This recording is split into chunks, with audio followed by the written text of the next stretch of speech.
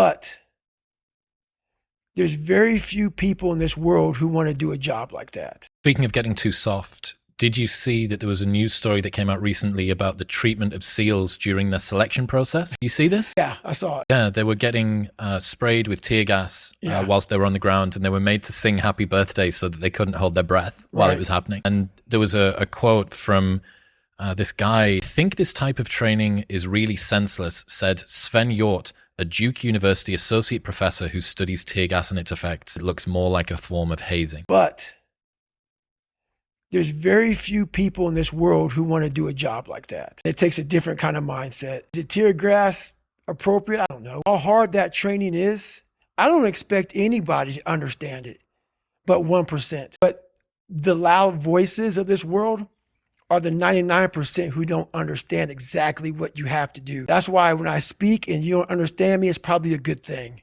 because that probably means I'm in an area of life that you're not in, which is fine.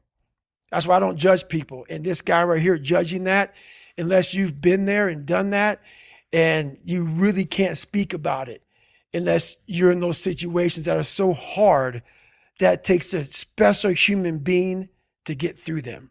I think it's the same kind of feeling that I get when I heard about Elon Musk telling the employees at Twitter, "We're going to ask you to work harder than you've ever worked in your life. This is a place," Twitter is now a company where people can go if they want to be in the top 0.0001% of hardworking programmers and software developers on the planet. And everybody was up in arms. We're going back to this old version of capitalism where the worker is being abused and used and thrown away. What they didn't account for is that there is a non-insignificant cohort of people for whom that's their dream. People who want to be able to get up on a morning, having gone to bed 4 hours before, and can contribute to some sort of progress that they think, this is what I'm here for. And it's the same with the SEALs. If you're not the sort of person that is built to go through selection, it's like speaking a different language. That's why I don't try to convince people otherwise. But also, what you don't understand, what you fail to understand, is the other side, that you need people like that. You need